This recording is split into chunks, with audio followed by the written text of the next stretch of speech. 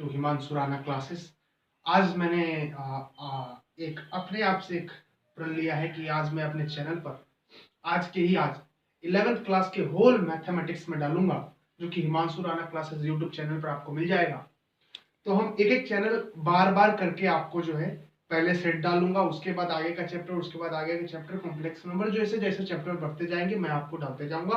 और आपको मैं गारंटी कह सकता हूं कि कल आप चैनल पर विजिट करना, आपको 11th क्लास के होल मैथमेटिक्स मिलेंगे, ये मेरा दावा है। बस आपका एक सपोर्ट चाहिए, आप प्लीज इस चैनल को आगे से आगे बढ़ाएं और एक नंबर का कंटेंट आपको मिलेगा, बिल्कुल अच्छा कंटेंट में आपको मिलेगा। और बस एक ही आपसे आग्रह है, प्लीज अपने अपने बारे में बड़ाई ना करते हुए, लेकिन एक चीज, एक शायरी के साथ मैं इस क्लास को स्टार्ट करना चाहूंगा कि हो रही है पीर पर्वत सी पिघलनी चाहिए। देखिए, एक शायरी के साथ मैं इस क्लास को शुरुआत करूंगा कि हो रही है पीर पर्वत सी पिघलनी चाहिए, फिर इस हिमालय से कोई गंगा निकलनी चाहिए, फिर इस हिमालय से कोई गंगा निकलनी चाहिए।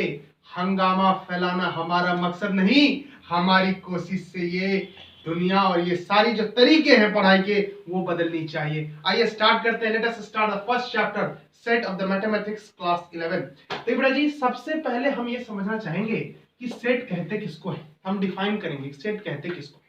देखिए, सेट एक वेल डिफाइंड कलेक्शन है। सबसे पहले आप जानिए सेट क्या है। तो सेट एक वेल डिफाइंड कलेक्शन है। याद रखिए, सेट क्या है? सेट एक वेल डिफाइंड कलेक्शन है। कलेक्शन किसका है? ऑब्जेक्ट का कलेक्शन। एक well defined collection of object is called set. उसको हम क्या कहते हैं? उसको हम सेट कहते हैं। एक well defined collection of object को हम सेट कहते हैं। वेल डिफाइंड, और एक चीज और इसमें ऐड कर लीजिए, उस वेल डिफाइंड कलेक्शन में यूनिकनेस होनी चाहिए। उस वेल डिफाइंड कलेक्शन में जो यूनिकनेस होनी चाहिए। अब बहुत बच्चे पूछेंगे कि सर जी, ये यूनिकनेस आपने सेट में क्यों लिखा है कि यूनिकनेस होनी चाहिए? आपको मैं एक एग्जांपल देना चाहता हूं। अभी 2021 में T20 वर्ल्ड कप होने वाला है। भारत का होने वाला है कि नहीं होने वाला है? T20 वर्ल्ड कप होने वाला है। याद रखिए, भारत में 130 करोड़ की जनता है। मैं समझता हूं 80 करोड़ लोग जरूर क्रिकेट के बारे में जानते तो जरूर होंगे, इसलिए मैं मोर देन श्योर हूं, ये पक्का मैं बता सकता हूं। तो ये 80 करोड़ का मत ना अलग अलग हुआ कि यार ये T20 में ना ऐसे ऐसे इतने 15 प्लेयर को चुनने चाहिए। समझो मेरी बात कि जो हर लोग है, पर्सन टू पर्सन, मेरा व्यू है कि हरभजन सिंह फिर से आ जाना चाहिए, सचिन तेंदुलकर फिर से आ जाना चाहिए, लेकिन वो तो रिटायर हो चुके हैं। समझ रहे हो? तो मेरा मतलब हर का व्यू अलग अलग हो सकता है कि कौन से 15 प्लेयर आपको वर्ल्ड कप में खेलने जाना है। सब आदमी का person to person view change हो सकता है। किसी का फेवरेट रोहित शर्मा होगा तो वो बोलेगा कि रोहित शर्मा को कैप्टन बना दो, विराट कोहली को बाहर फेंको। किसी का फेवरेट विराट कोहली होगा, रोहित शर्मा को बाहर फेंको, विराट कोहली को लो। तो देखो, ये जो 15 प्लेयर टीम है जो हम लोग चुन रहे हैं, कॉमन आदमी चुन रहा है, वो पर्सन टू पर्सन डिफर हो सकता है। मेरा 15 कोई और होगा, आपका 15 कोई और होगा, उसमें यूनिकनेस नहीं होगा। लेकिन जो बीसीसीआई 15 प्लेयर चुनेगी उसमें यूनिकनेस होगा। वो मेरे लिए भी वही 15 प्लेयर होंगे, आपके लिए भी वही 15 प्लेयर होगा, तो उसमें यूनिकनेस है। तो वो एक कलेक्शन, वो एक सेट है, उसको हम सेट कहेंगे। जो बीसीसीआई एक 15 सदस्यीय खिलाड़ी चुनी है, जो एक वेल डिफाइंड है और जिसमें यूनिकनेस है, वो चेंज नहीं होगा। उसने कह दिया तो वो 2021 के वर्ल्ड कप में वही 15 खिलाड़ी खेलेंगे और कोई नहीं खेलेगा, तो उसमें यूनिकनेस है। तो जो बीसीसीआई ने 15 प्लेयर चुना है उसको हम क्या कहेंगे? वो एक सेट हुआ, क्योंकि वो एक वेल डिफाइंड कलेक्शन है और उसमें यूनिकनेस है। और जो हम चुनते हैं और जो आप चुनेंगे वो पर्सन टू पर्सन डिफर हो सकता है, वो पर्सन टू पर्सन चेंज हो सकता है, इसलिए वो सेट नहीं कहलाएगा। उसमें यूनिकनेस नहीं है, इसलिए वो सेट नहीं है। अब मैं समझता हूं कि आप सेट के बारे में अच्छा खासा नॉलेज गेन कर चुके होंगे। मैंने आपको एग्जाम्पल के साथ भी बता दिया। आइए अब आगे बढ़ते हैं सर। अब हम आपसे बात करेंगे कि सेट के रिप्रेजेंटेशन के बारे में। सेट के रिप्रेजेंटेशन के बारे में, सेट के रिप्रेजेंटेशन के बारे में। सर, सेट दो प्रकार से रिप्रेजेंट होता है। एक रोस्टर फॉर्म होता है सर, रोस्टर, और उसको आप ट्यूबुलर फॉर्म भी कह देते हो। उसको आप ट्यूबुलर फॉर्म भी कह देते हो। क्या कहते हो? Tubular form. और दूसरा होता है सेट बिल्डर फॉर्म। दूसरा कौन सा फॉर्म होता है? दूसरा होता है सेट बिल्डर फॉर्म। दूसरा फॉर्म का नाम क्या होता है सर? दूसरा फॉर्म का नाम होता है सेट बिल्डर। तो रोस्टर फॉर्म क्या कहता है, सेट बिल्डर फॉर्म क्या कहता है, मैं एक एक करके आपको क्लियर करता हूँ। तो रोस्टर फॉर्म, अब हम आगे बढ़ते हैं रोस्टर फॉर्म कि भैया जी ये रोस्टर फॉर्म क्या है सर जी, जरा इस पर क्लियर, इस पर जरा प्रकाश डालिए, इस पर जरा रोशनी डालिए, रोस्टर फॉर्म क्या है। तो रोस्टर फॉर्म होता है कि हम देखिए we list all the element, आप कहते हो ना उसको with the help of brackets. आप इसको जैसे देखिए, जैसे मैंने आपको कह दिया कि ये एक सेट है 2 4 6 8, ये क्या है, एक सेट है, दिस इज अ सेट, इसमें यूनिकनेस है, इसमें क्या है, एक यूनिकनेस है, ये सेट है। तो ये एक रोस्टर फॉर्म में ये सेट है, ये एक रोस्टर फॉर्म में ये सेट है। अब इसको रोस्टर फॉर्म में मैंने क्यों कहा, ये जरा आप समझिए, और इस जरा को समझने का मेरी बात समझिए। ये एक हॉरिजॉन्टल फॉर्म में रखा हुआ है, हॉरिजॉन्टल फॉर्म में तो कहोगे जी सेट बिल्डर फॉर्म भी रखा रहता है। तो इसमें क्या है कि इसमें हम ब्रैकेट की मदद से, जो ब्रेसेस है इसको कॉमास कहते हैं, इसमें कॉमास की मदद से हम एलिमेंट्स को लिखते हैं, इसमें कॉमास की मदद से हम एलिमेंट को एक दूसरे से अलग करते हैं। तो इस प्रकार के सेट की रिप्रेजेंट करने के तरीकों को हम रोस्टर फॉर्म कहते हैं, जिसमें हम कॉमा की मदद से एक दूसरे एलिमेंट को अलग करते हैं। समझिए इसमें यूनिकनेस क्या है। अब लोगों ने पूछा सर जी बताओ ये सेट है, तो आपने कहा चलो सेट है, वेल डिफाइंड कलेक्शन है 2 4 6 8, इसमें क्या यूनिकनेस है। तो इसमें यूनिकनेस है कि ये 2 का मल्टीपल है जो कि 10 से छोटा है। जरा मेरी बात समझो, ये 2 का मल्टीपल है जो कि 10 से छोटा है। मेरी एक बात समझो, अगर मैं कहूं कि राइट अ सेट, अगर मैं आपको कहूं एक क्वेश्चन दूं कि सच्ची एक क्वेश्चन बनाओ, right the elements in set form, okay, जो मल्टीपल हो किसका, 2 का मल्टीपल हो और 10 से छोटा हो। तो आप क्या लिखोगे, 2 1 2, 2 2 4, 2 3 6, 2 चौका, तो ये रिप्रेजेंट हो गए। तो इस प्रकार से जिसको हम रिप्रेजेंट करते हैं, जिसमें हम एलिमेंट को कॉमा से डिफर करते हैं, उसको हम रोस्टर फॉर्म कहते हैं। क्या कहते हैं, रोस्टर फॉर्म कहते हैं, चाहे ट्यूबुलर फॉर्म कहते हैं। अब सवाल आता है कि जब इसको ट्यूबुलर फॉर्म कहते हैं तो सेट बिल्डर फॉर्म किसे कहते हैं। तो सेट बिल्डर फॉर्म, जैसे आप मान लीजिए, जैसे मैंने आपको एक एग्जांपल दिया कि मान लो कि एक सेट है 1 2 3 4 5, जरा गौर से ध्यान दीजिए, एक सेट है 1 2 3 4 5। अभी ये किस फॉर्म में लिखा हुआ है, अभी ये रोस्टर फॉर्म में लिखा हुआ है। अभी किस फॉर्म में लिखा हुआ है, अभी ये रोस्टर फॉर्म में लिखा हुआ है। कॉमनली हमने एक एलिमेंट को रख दिया और कॉमा से एक दूसरे एलिमेंट को हमने डिफर करा है, ठीक है। ये किस फॉर्म में है, अभी रोस्टर फॉर्म में। लेकिन आपको मैं अब समझा कौन सा फॉर्म रहा हूं, समझा तो मैं सेट बिल्डर फॉर्म रहा हूं। तो ये रोस्टर फॉर्म में क्या लिखूंगा, तो सेट बिल्डर फॉर्म।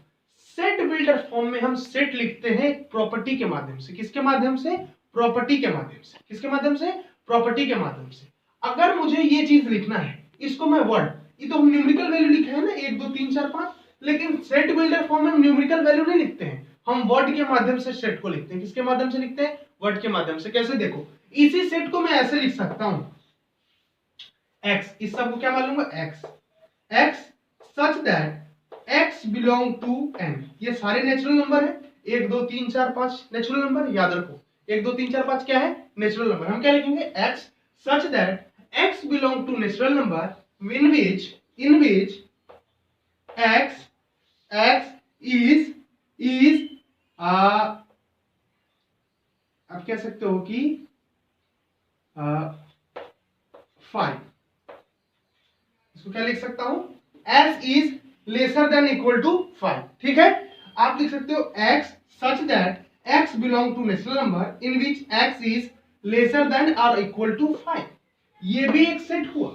इस प्रकार से भी हम सेट को लिख सकते हैं, और इसी चीज को तो मैंने ऐसे लिखा है। तो इस फॉर्म को हम कहते हैं सेट बिल्डर फॉर्म, और इस फॉर्म को कहते हैं रोस्टर फॉर्म। इस फॉर्म को सेट बिल्डर फॉर्म क्यों कहते हैं, इसमें हम प्रॉपर्टी लिखते हैं कि प्रॉपर्टी के माध्यम से हम एलिमेंट को दर्शाने की कोशिश करते हैं। हम प्रॉपर्टी लिख देंगे, आप समझ जाइए कि इसमें ये एलिमेंट होगा। और रोस्टर फॉर्म में हम सीधा एलिमेंट्स लिख देते हैं और एक दूसरे को कॉमा के मदद से अलग कर देते हैं। अब देखिए जो ये लिखा हुआ है, ये लिखा हुआ है कैसे, देखो x कह रहा है x such that x belong to natural number, मतलब x नेचुरल नंबर है और जिन बीच x क्या है, छोटा है और 5 के बराबर है। तो नेचुरल नंबर कहां से स्टार्ट होता है, 1 से स्टार्ट होता है, और 5 से आप ज्यादा भी नहीं जा सकते हो क्योंकि 5 इसका क्राइटेरिया क्या है कि 5 से छोटा है और 5 के इक्वल है, मतलब ये 5 तक जाएगा। 1 2 3 4 5 6 नहीं जा सकता है, क्योंकि ये 5 से बड़ा ऊपर नहीं जा सकता। ओके, अब ये समझ लीजिए कि ये फॉर्म को कहते हैं सेट बिल्डर फॉर्म और इसको कहते हैं रोस्टर। ठीक है जी, अब आगे बढ़ते हैं। हमने रिप्रेजेंटेशन भी आपको बता दी।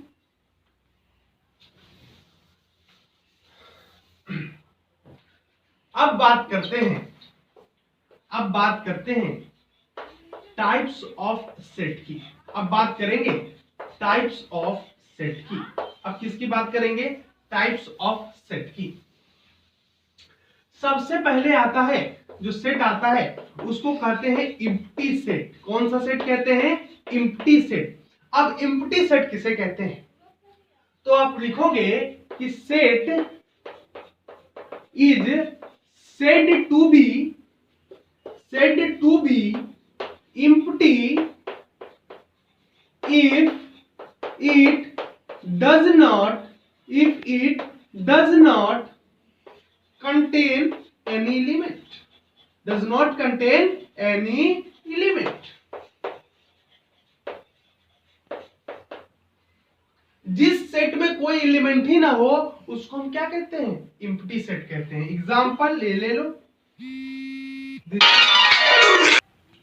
ओके, तो एम्प्टी सेट किसे कहते हैं? A set is said to be empty if it does not contain any element. उस सेट को हम एम्प्टी सेट कहेंगे अगर वो एक भी एलिमेंट उसके पास नहीं है। एग्जांपल देख लो, एग्जांपल ये सेट, इस सेट को हम एम्प्टी सेट कहेंगे क्योंकि इसमें एक भी एलिमेंट ही नहीं है, तो इसको क्या कहेंगे? इसको हम एम्प्टी सेट कहेंगे। बोलो समझ में आया सर? मुझे विश्वास है कि आप सभी भाइयों को समझ में आ रहा होगा। अगर समझ में आ रहा हो तो जल्दी से लाइक का बटन दबाएं, सब्सक्राइब का बटन दबाएं और बेल आइकन दबाना बिल्कुल ना भूलें ताकि आपको एवरी नोटिफिकेशन जब भी इस चैनल में वीडियो डाले तो आपको सारी नोटिफिकेशन आपके पास चली जाए। आइए आगे बढ़ते हैं।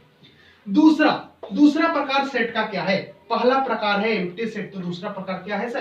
तो दूसरा प्रकार है सिंगलटन सेट। दूसरा प्रकार क्या है भाई? दूसरा प्रकार है सिंगलटन सेट। अब बहुत लड़कों को पता है कि सिंगलटन सेट क्या होता है, नाम से ही पता चल रहा है कि व्हाट इज सिंगलटन सेट। तो अगर set is said to be singleton set, समझिए। सॉरी भाई, अच्छा मुझे किसी ने कहा, मैं एक वीडियो बना रहा था, तो आखिर देखिए हम लोग अभी मोबाइल से वीडियो बनाते हैं, टू बी फ्रैंक। ओके, तो कि मेरे एक करीबी हैं, उन्होंने एक कैमरा लाया और कहा कि चलो एक वीडियो बना। तो मैं वीडियो बना रहा था, तो मुझे आदत है ना बीच में बेटा बेटा कहने की, बेटा समझ में आए। तो कहता बेटा देखो तुम अभी खुद बेटे की उम्र की हो, तुम लोगों को बेटा बेटा मत बोलो, इसलिए। लेकिन मुंह से आदत है तो निकल जाता है। अगर आपको दिक्कत हो तो बुरा मानते हैं तो सॉरी। चलिए भाई बोलता हूं।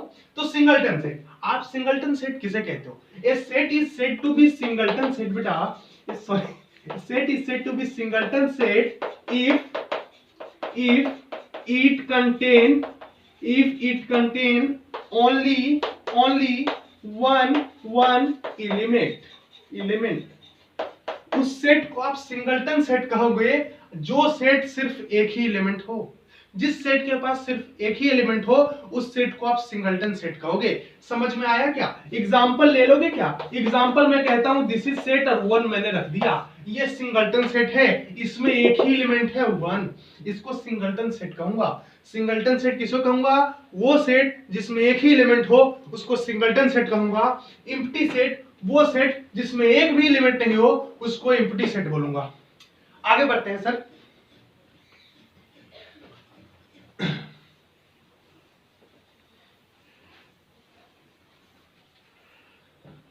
अब तीसरे प्रकार के सेट पर चलते हैं। Finite set. फाइनाइट सेट आप उसे कहोगे a set is said to be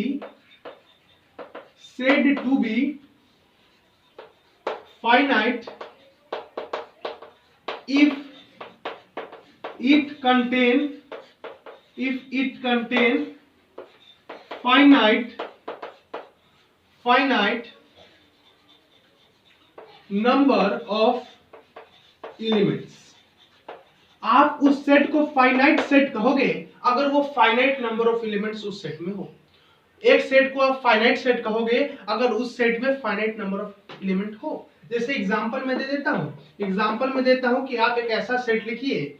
अभी जैसे इस चीज का एग्जांपल मैं किसके फॉर्म में दूंगा? सेट बिल्डर फॉर्म के दूंगा। कैसे दूंगा जरा देखिए। सेट बिल्डर फॉर्म भी तो रिप्रेजेंट करने का तरीका है सेट को, तो मैं लिखूंगा x such that x belong to natural number in which x is greater than equal to and greater than equal to 5 ही कर देता हूं।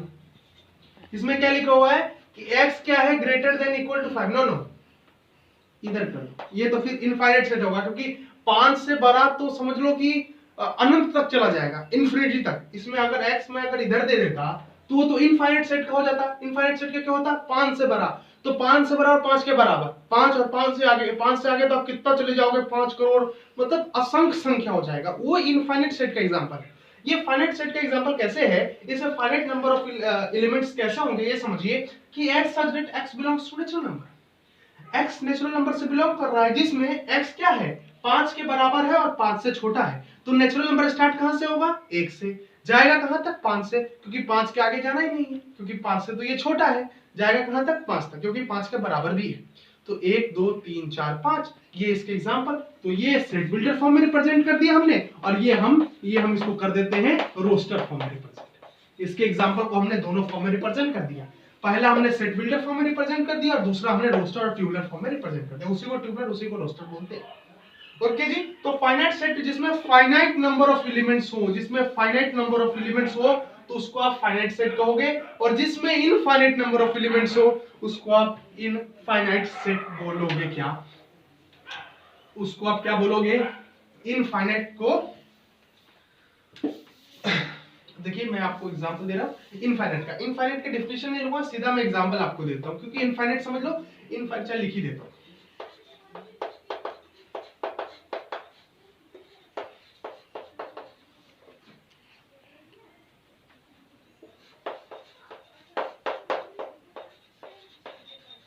A set is said to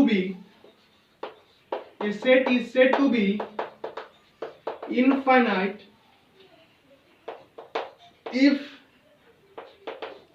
it contains infinite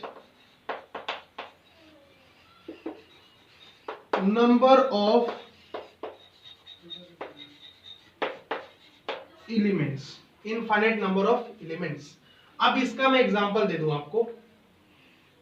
infinite set कैसे कहोगे? A set is said to be infinite अगर ये contain करता है infinite number of elements, उसमें इनफाइनाइट नंबर ऑफ एलिमेंट्स हो गए तो वो इनफाइनाइट सेट होगा। ठीक है, अच्छा देखिए एग्जांपल जरा देखने का प्रयास कीजिए। एग्जांपल देखने का प्रयास कीजिए। एग्जांपल कह दूं x such that x belong to natural number in which x is greater than equal to 5। मैंने वही एग्जांपल ले लिया। x नेचुरल नंबर से बिलोंग कर रहा है जिसका क्राइटेरिया है कि x 5 से बड़ा और 5 के बराबर। भैया 5 से बड़ा मतलब 5 नंबर से बड़ा नेचुरल नंबर तो असंख्य है यार, 6 7 8 9 10 11 12 कहां करोड़ अरब खरब जहां तक आप चले जाओ, मतलब इन्फिनिटी तक है, तो वो तो इनफाइनाइट हो गया ना, उसको तो आप काउंट ही नहीं कर सकते, इनफाइनाइट नंबर चले जाएंगे।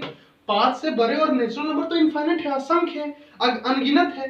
तो इसलिए ये इसका एग्जांपल हो गया, एक इसका एग्जांपल हो गया भैया जी, ये एग्जांपल हो गया आपका इनफाइनाइट सेट का। अब ये तो सेट बिल्डर फॉर्म में रख दिया, अब जरा ट्यूबुलर फॉर्म में रख देता हूं। ट्यूबुलर फॉर्म में क्या कहा? 5 से बराबर, 5 के बराबर 5 6 7 8 इनफाइनाइट तक चले जाओ, इनफाइनाइट तक चले जाओ भैया, ये तो इनफाइनाइट सेट हो गया ना, ये तो इनफिनिटी तक जा रहा है।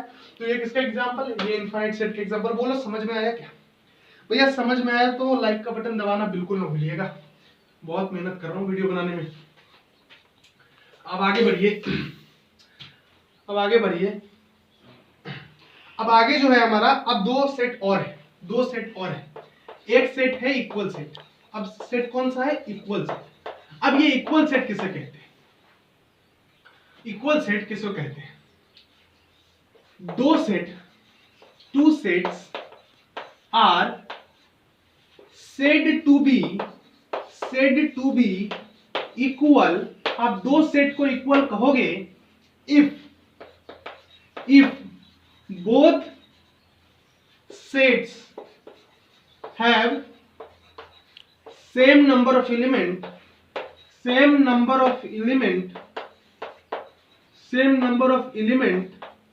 and all elements all elements are identical, all elements are identical. बोलो समझ में आया क्या? मैं क्या कह रहा हूं, इक्वल सेट्स किसे कहते हैं? दो सेट को अगर आप इक्वल कहिएगा, अगर both sets have same number of element और जो भी एलिमेंट सेम है वो आइडेंटिकल होने चाहिए। एग्जांपल ले लीजिए, एग्जांपल ले लीजिए, सेट ए को मैं कहूं इक्वल 1 2 3 4, तो सेट बी एक इक्वल होगा जब इसमें भी वही एलिमेंट्स होंगे। सिर्फ नंबर ऑफ सेम होने से नहीं काम चलेगा, नंबर ऑफ सेम होने से काम नहीं चलेगा। मान लो 2 की जगह पर मैंने ए लिख दिया तो ये इक्विवेलेंट सेट है, जो मैं आपको आगे बताऊंगा। ये इक्विवेलेंट सेट है, ये इक्वल सेट नहीं है, क्योंकि इक्विवेलेंट सेट का क्राइटेरिया होता है ना कि सिर्फ नंबर ऑफ एलिमेंट सेम होने चाहिए। इक्विवेलेंट सेट का क्राइटेरिया होता है कि सिर्फ नंबर ऑफ एलिमेंट सेम होने चाहिए, आइडेंटिकल होने नहीं चाहिए। इसमें विचार है, इसमें विचार है, तो ये दोनों क्या सेट हैं? ये इक्विवेलेंट सेट है। तो यही मैं बता देता हूं इक्विवेलेंट सेट क्या होता है। इक्विवेलेंट सेट क्या होता है? इक्विवेलेंट सेट आप किसको कहोगे? तो दो सेट को आप इक्वल कहोगे। Two sets are said to be equivalent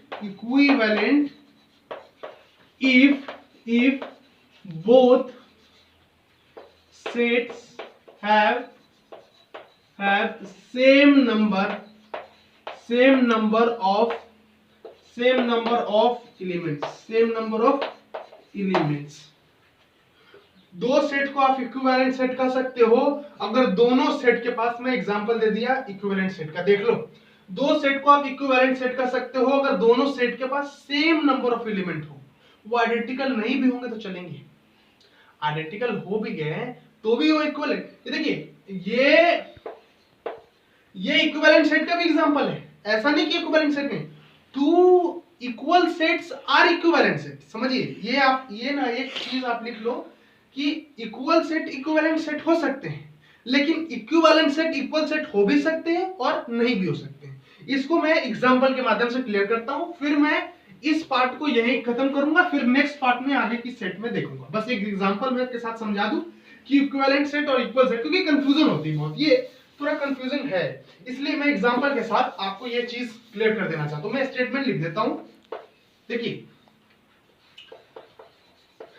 equal sets are equivalent set but equivalent sets may or may not be equal sets। Equal set equivalent set होंगे, लेकिन इक्विवेलेंट सेट इक्वल सेट हो भी सकते, नहीं भी हो सकते। एग्जांपल देखिए, क्लियर ही होना है भाई। हिमांशु पढ़ा रहा है, हिमांशु राणा क्लासेस, नाम तो सुना ही होगा आपने। देखो, जैसे मैंने एग्जांपल दे दिया 1 2 3 4, समझे जी। एक ये सेट मान लो, ये रजत नाम ही मैंने लिख दिया रजत, हमारे बड़े भाई का नाम है रजत भैया है, ठीक है। और एक भैया हमारे जी कुणाल भैया, ठीक है जी, हमारे घर के दो बड़े भाई। चलिए, ये कुणाल भैया मान लो एक रजत जी के नाम से 1 2 3 4, कुणाल जी के नाम से भी 1 2 3 4, बोलो जी। अब देखो, ये 1 2 3 4 ये दोनों इक्वल सेट्स हैं। क्या है? ये दोनों इक्वल सेट्स हैं। क्यों? क्योंकि इसके नंबर ऑफ एलिमेंट्स भी सेम है, इसमें भी 4 है, इसमें भी 4 है, और ये आइडेंटिकल भी है। ये आइडेंटिकल भी है क्योंकि इसमें भी 1 2 3 4 है और इसमें भी 1 2 3 4 है। और ये इक्विवेलेंट सेट भी इसको कह सकते हैं, क्योंकि इक्विवेलेंट सेट का क्राइटेरिया क्या होता है कि सेम नंबर ऑफ एलिमेंट्स होने चाहिए। तो भैया इसमें भी 4 है, इसमें भी 4 है, तो ये इक्विवेलेंट सेट हुआ कि नहीं हुआ, बताओ। लेकिन अगर मैं मान लो यहां 2 की जगह पर मैं यहां a रख दूं, अभी भी तो इसके नंबर ऑफ एलिमेंट्स सेम है, इसमें भी 4 है, इसमें भी 4 है। तो अब ये दोनों इक्विवेलेंट सेट तो है, इक्विवेलेंट सेट तो है, क्योंकि देखो इसमें भी 4 एलिमेंट, इसमें भी 4 एलिमेंट, लेकिन ये इक्वल नहीं है क्योंकि आइडेंटिकल तो है ही नहीं। इसमें 1 2 3 4 है, उसमें 1 a आ गया। ए भैया ये आइडेंटिकल नहीं है, ये इक्विवेलेंट तो है लेकिन ये इक्वल नहीं है। तो मैं समझता हूँ आपको टाइप्स ऑफ सेट, सेट और रिप्रेजेंटेशन बिल्कुल समझ में आ गया होगा। तब तक के लिए गुड बाय, ध्यान रखिए और चैनल को बढ़ाते रहिए, क्योंकि आपका भाई बहुत मेहनत कर रहा है आपके लिए। और अगर भगवान ने चाहा तो बहुत जल्दी हम 2-4 नए फैकल्टी के साथ अपने चैनल को आगाज करेंगे और आगे बढ़ाने का काम करेंगे। तब तक के लिए लाइक करिए और नेक्स्ट वीडियो जस्ट 5 मिनट के बाद हम शुरू करेंगे और फिर डलेगा। Thank you.